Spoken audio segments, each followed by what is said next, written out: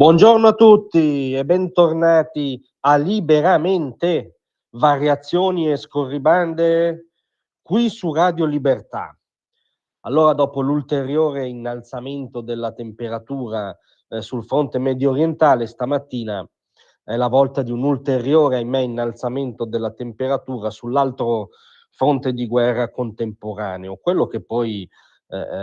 scomoda e riguarda l'Europa. La notizia di stamattina è infatti quella per cui uno sciame di droni russi ha sconfinato nello spazio aereo polacco, ha colpito anche abbastanza gravemente una casa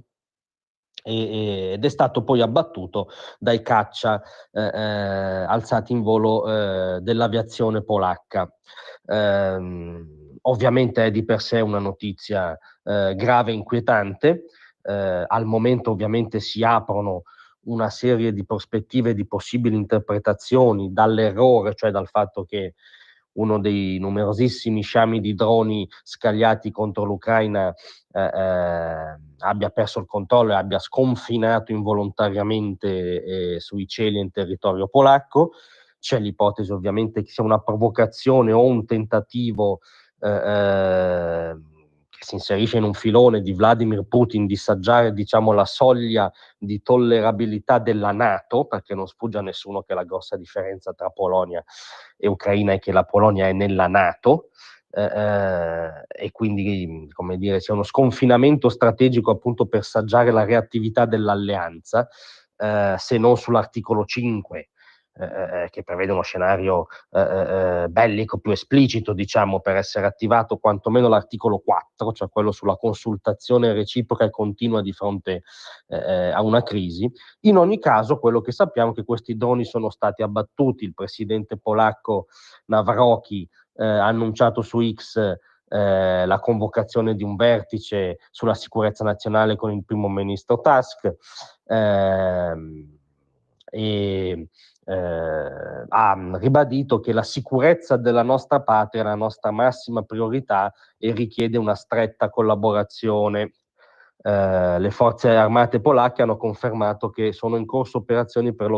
localizzare gli oggetti abbattuti. Nel frattempo sono stati riaperti degli aeroporti al traffico aereo, ma lo stato del sistema difensivo delle forze armate polacche è ovviamente quello della massima allerta.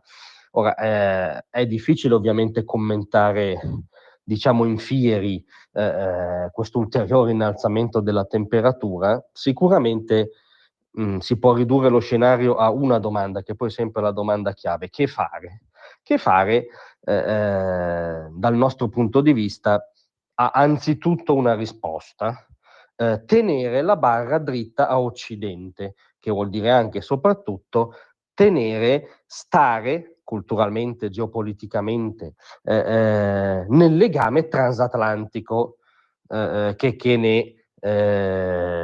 dicano, diciamo, gli aedi dei tentativi come quelli macroniani, no, di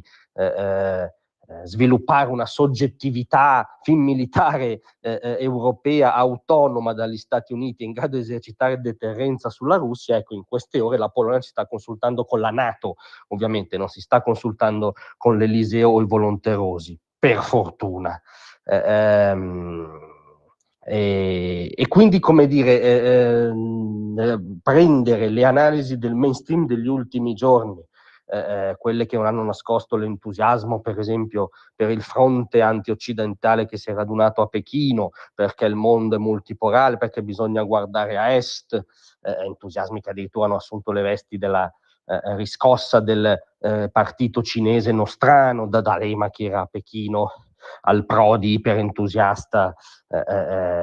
di guardare al dragone comunista. Insomma, questo mainstream per cui l'asse del mondo e soprattutto il nostro asse valoriale non è più a Occidente, che è ormai un linguaggio introiettato dall'opposizione italiana, dalla sinistra italiana. Ricordiamo che Elly Schlein disse che se lei fosse al governo, Donald Trump, ovvero il presidente degli Stati Uniti, non sarebbe un alleato dell'Italia, smentendo ovvietà geopolitica, diciamo, dal 45 a oggi. Ecco, di fronte a questo scenario, bisogna ancora capire, ripeto, errore, provocazione voluta russa, tentativo di saggiare le intenzioni NATO, la cosa che bisogna sicuramente fare è non solo non allargare il legame transatlantico, come tentano di fare certi leader europei avviati al proprio tramonto, come Macron, come ci incoraggia certo mainstream di commentatori al caldo delle comodità occidentali, come sembra pensare larga parte della nostra sinistra, ma rinforzarlo. Anche perché, e non è un caso, recentemente Trump, ricevendo alla Casa Bianca proprio Navrocki,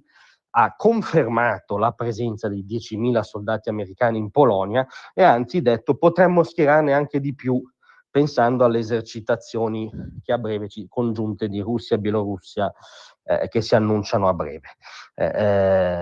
Quindi guardiamo a Occidente di fronte a ogni innalzamento della temperatura, guardiamo a nostro giudizio la strategia di Trump, che giustamente è tesa a cercare il deal, a cercare l'accordo, a cercare la possibilità di una pace in Europa, che è anzitutto nostro interesse.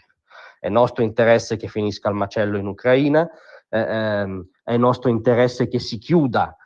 questo dossier, anche perché, ed è stato evidente dalla foto di Pechino, la priorità si chiama Cina, ma quello che ha in mente Trump è pace attraverso la forza. Perché questo sia credibile, deve esistere qualcosa come l'Occidente articolato su entrambe le sponde dell'Atlantico.